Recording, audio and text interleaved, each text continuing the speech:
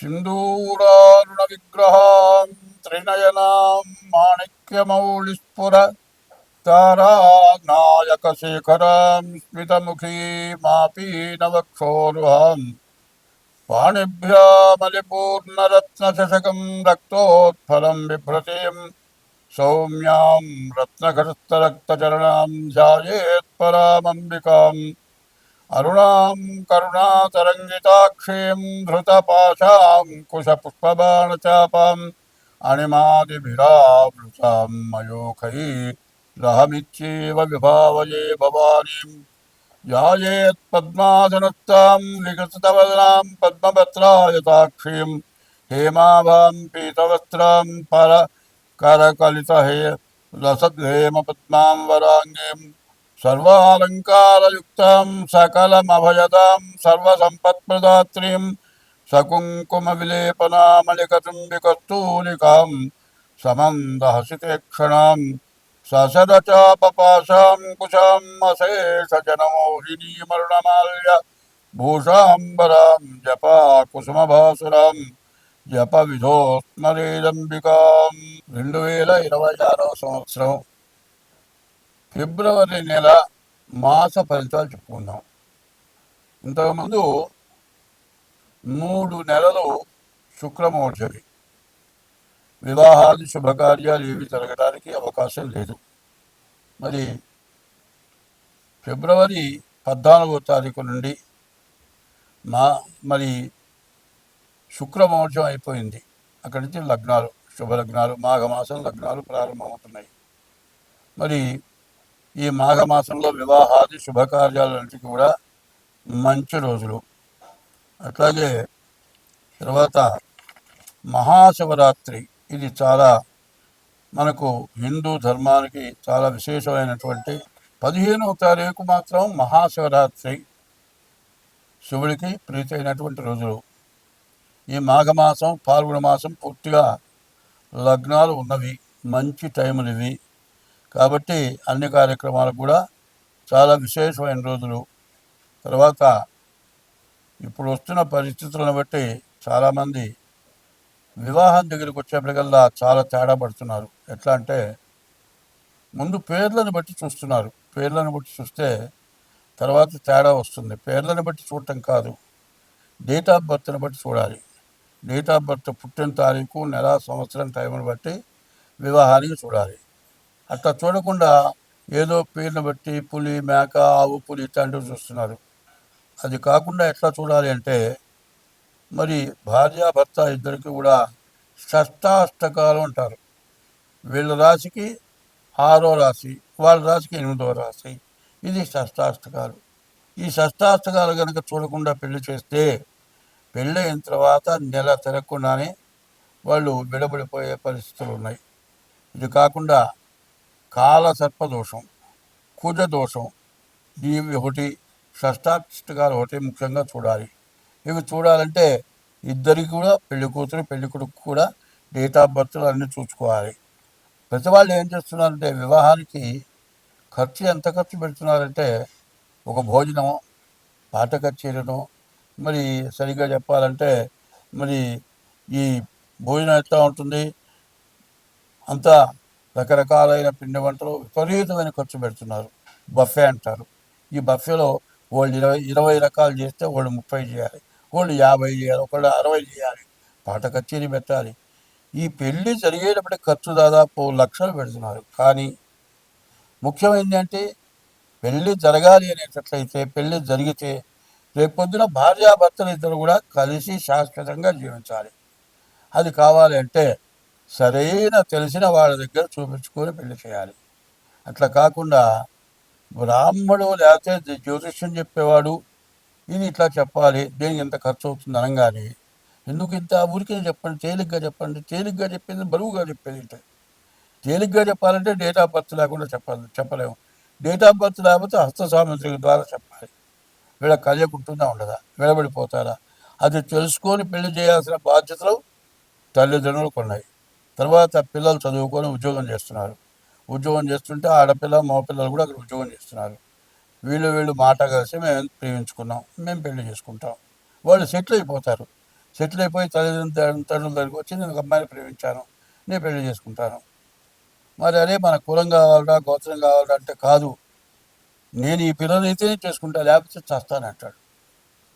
సరే వాళ్ళు ఒప్పుకోరు, మా దగ్గరికి వస్తారు. ఏమండి, మేమిద్దరం ప్రేమించుకున్నాం, మాకు కుదురుతుందా కుదరదా చెప్పండి అని అడుగుతారు. ఇవాళ మీకు కుదరదు చెబితే మానుకుంటారంటే మానుకోరు. మానుకున్నప్పుడు మంచిగా చెడ్డ చూసుకోవాల్సిన అవసరం ఏముంది? ఇప్పుడు పెళ్లి చేసుకోవాలంటే ముందు జాతకాలు కలిసి లేవో చూడాలి, చూసిన తర్వాత పిల్లలు చూడాలి. అది లేకుండా పెద్దవాళ్ళు కానీ చేసుకుంటే పిల్లలు కానీ స్వతంత్రమైన తీసుకొని ఈ విధంగా చేసుకొని నెల 2 నెలలు తిరగాలి, కోర్టుకెక్కి మరి విడాకులు రాక విపరీతంగా కోర్టులో ఇవన్నీ మూలుగుతున్నాయి. లాయర్లు కూడా విసుక్కుంటున్నారు. కాబట్టి నేను చెప్పబోయేది ఏంటంటే, ఎవరైనా సరే వివాహాలకి టైము కాబట్టి ఈ టైంలో జాగ్రత్తగా డేట్ ఆఫ్ బర్త్ ద్వారా మాత్రం మీరు వివాహానికి కుదురుతుందా లేదా అనేది చెప్పాలంటే మేము చెబుతాం. అయితే దానికి తగిన ఫీజు తీసుకొని చెబుతాం. ఇట్లా చేసుకుంటే మీకు అన్ని విధాల మంచిది. స్వస్తి. 2026 సంవత్సరం ఫిబ్రవరి నెల 12వ రాశి మీనరాశి. ఈ మీనరాశి కూడా ఏలనాడు శని. మొన్న మార్చి 30కి 2 సంవత్సరాలన్నర గడిచిపోయింది. ఇప్పుడు ఇంకో సంవత్సరం గడిచిపోయింది, 3 సంవత్సరాలన్నర. 3 సంవత్సరాలన్నర గడిచిపోతే మరి 7 సంవత్సరాలన్నర ఉంది. మరి 3 సంవత్సరాలన్నర, 4 సంవత్సరాలు ఇంకా ఏలినాడు శని మీకుంది. ఈ ఏలినాడు శని వల్ల చాలా ఇబ్బందులు, కష్టాలు బాగా ఎక్కువగా ఉంటాయి. జన్మ శని అంటే చాలా బాధ. ఇక ఈ శని బాధ ఎవడు పడలేడు, పడలేనటువంటి బాధ. ప్రాణం తీసుకోవటమో, ఆత్మహత్య చేసుకుందాం అన్న పరిస్థితి వస్తుంది. కాబట్టి ఈ రాశి వాళ్ళకి అర్ధాష్టమంలో కుజుడున్నాడు, జన్మంలో శని ఉన్నాడు. కాబట్టి ఈ రాశి వాళ్ళు ప్రతిరోజు తప్పకుండా సూర్య నమస్కారం, ఉదయం మధ్యాహ్నం సాయంత్రం. ఉదయం సూర్యుడు బ్రహ్మ, మధ్యాహ్నం సూర్యుడు మహేశ్వరుడు, సాయంకాలం పూట విష్ణువు. ఈ రకంగా 3 వేళలకి సూర్య నమస్కారం చేయండి. తెల్లవారుజామున సూర్యోదయానికి ముందుగా లేవండి, స్నానం చేయండి, సూర్యుడు నమస్కారం చేయండి, శివాలయానికి వెళ్ళండి, శివాలయంలో శివుడికి నవగ్రహాలకు ప్రదక్షిణ చేయండి. చాలామంది ఏం చేస్తున్నారంటే నవగ్రహాలకు ప్రదక్షిణ అయిన తర్వాత కాళ్ళు కడుక్కుంటున్నారు. అట్లా మాత్రం కాళ్ళు కడుక్కోవటం చాలా తప్పు. ఆ కాళ్ళు కడుక్కోవడం ఎట్లా ఉంటుందంటే, ఒక పెద్ద మనిషి ఉన్నాడు అనుకోండి, చెప్పు తీసుకొని పటామని కొట్టి 2 కాళ్ళు పట్టుకొని తప్పయిందంటే ఎవరన్నా ఒప్పుకుంటారా? నీవు కావాలని చెప్పు పెట్టి కొడిచివి, కాళ్ళు పట్టుకుంటువి. చెప్పు పెట్టి కొట్టి కాళ్ళు కడుక్కున్నట్టు, కాళ్ళు పట్టుకున్నట్టు ఉంటుంది. కాళ్ళు పట్టుకున్నా క్షమించరు. అట్లాగే నువ్వు నవగ్రహాల గుళ్ళో పోయి కాళ్ళు కడుక్కుంటే, నీవు దేవుడి గుళ్ళోకి పోకపోయినా పర్వాలే, దేవుడు పూజ చేయించకపోయినా పర్వాలే, కాళ్ళు కడుక్కుంటే మహాపాపం చేసిన వాడు అవుతావు. కాళ్ళు ఎక్కడ కడుక్కుంటాం? ఏదైనా తొక్కామనుకుంటే కడుక్కుంటాం, ఏ బాత్రూంలోకి పోతే కడుక్కుంటాం, ప్యాస్ పోసుకుంటే ఏ కాళ్ళ మీద పడ్డాయనుకుంటే కాళ్ళు కడుక్కుంటాం, చెడు ఏదైనా తగిలిందంటే కాళ్ళు కడుక్కుంటాం. దేవుడు చెడువాడు కాదు, మంచివాడు, అందరినీ రక్షించేవాడు భగవంతుడు. అటువంటి భగవంతుడు పోయి కాళ్ళు కడుక్కోవటం, నవగ్రహాల గుళ్ళో పోయి కాళ్ళు కడుక్కోవటం విపరీతంగా చేస్తున్నారు. 100కి 90 మంది అదే చేస్తున్నారు. చాలామంది నన్ను అడుగుతారు గుళ్ళో ఉండగా, ఏమండి పనికిరాదు, కళ్ళు కడుక్కోవద్దు అంటే. మళ్ళీ చూసి ఇంతమంది కడుక్కోవచ్చు అంటే ఈయన చెబుతున్నాడు, ఈయనకేం తెలుసులే అని నా వెనకగా నేను చూడకుండా ఉండేట్టుగా కాళ్ళు కడుక్కుంటారు. అట్లా కాళ్ళు కడుక్కోండి, గుళ్ళోకి వెళ్ళి కాళ్ళు కడుక్కుండే బదులు గుడికి పోవడం మానేయండి, తప్పలేదు. గుళ్ళో పోయి కాళ్ళు కడుక్కొని ఉన్న బాధకి విపరీతమైన బాధ తెచ్చుకున్నట్టు అవుతుంది, దేవుణ్ణి ద్వేషించినట్లు అవుతుంది. కాబట్టి ఈ రాశి వాళ్ళు నవగ్రహాల గుళ్ళో, శివాలయంలో ప్రదక్షిణ చేయడం చాలా అవసరం. అర్ధాష్టమ శని, శనికి జపం చేయించుకోవటం, గురువుకి జపం చేయించుకోవడం. శనికి 19,000, గురువు 16,000 జపం చేయించుకోండి. నల్ల నువ్వులు, శనగలు దానం ఇవ్వండి. మీ డేట్ ఆఫ్ బర్త్ చూపించుకోండి. డేట్ ఆఫ్ బర్త్ ద్వారా మీ జాతకం ఎట్లా ఉందో చూపించుకొని జాగ్రత్తగా ప్రవర్తించండి. ఇప్పుడు చెప్పబోయేది అందరికీ ఏమిటంటే, 2027 కూడా ఎవరికి, ఏ రాశి వాళ్ళకి కూడా పూర్తిగా బాగున్నదే చెప్పడానికి ఎక్కడ అవకాశం లేదు. ప్రపంచ దేశాలకే బాగాలేదు. ప్రపంచ దేశాలకు ఇబ్బంది వస్తే మనకేమవుతుంది? యుద్ధాలు, విపరీతమైన అంతర్యుద్ధాలు. ఈ అంతర్యుద్ధాల దగ్గర ఉప్పు దగ్గర నుంచి ప్రతి వస్తువు రేటు పెరుగుతుంది. నీవు చేసే ఉద్యోగంలో కానీ, నీవు చేసే వ్యాపారంలో కానీ వచ్చే ఆదాయం అన్నా పెరుగుతుందా? పెరగదు. ఆదాయం మాత్రం తక్కువే ఉంటుంది. కానీ ఈ ఆదాయం తక్కువ, ఖర్చు ఎక్కువ.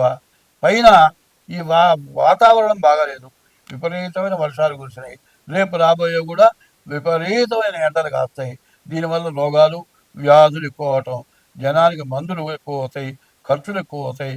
కాబట్టి ఈ రాశివాళ్ళు ప్రతి రాశివాళ్ళు కూడా తప్పనిసరిగా మీ జాతకాలు చూపించుకోవడం చాలా అవసరం. జాతకం చూపించుకొని దానికి తగినట్టుగా మీరు ప్రవర్తిస్తే మీకు ఎంతైనా మంచిది. అట్లా కాకుండా ఏదో చెప్పాళ్లే విన్నాములే అని అనుకునేటట్లయితే మేము చెప్పి మీకు ఏమీ ఉపయోగం లేదు.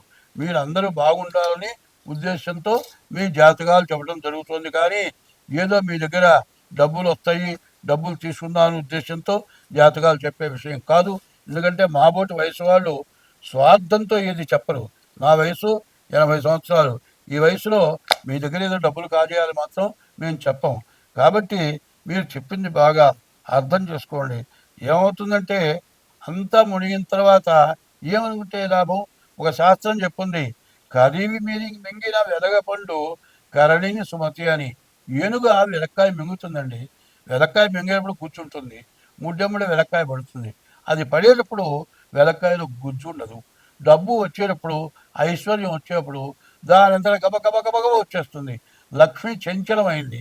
లక్ష్మి ఇచ్చే ఐశ్వర్యం ఏదో రోజు పోయేదే, చంచలమైంది. ఈశ్వరుడిచ్చే ఐశ్వర్యం శాశ్వతంగా నిలబడేది. కాబట్టి మీరు ఎప్పుడైనా సరే ఈశ్వరుడిచ్చే ఐశ్వర్యమా, లక్ష్మి ఇచ్చే ఐశ్వర్యమా? లక్ష్మి చంచలమైంది. కాబట్టి మీరు జాగ్రత్త ఎంత పడితే, ఉన్నప్పుడు జాగ్రత్త పడాలి. పోయిన తర్వాత జాగ్రత్త పడితే ఏమి లాభం? ఉన్నప్పుడు పోకుండా జాగ్రత్త పడండి, అన్ని విధాలా బాగుంటుంది. స్వస్తి.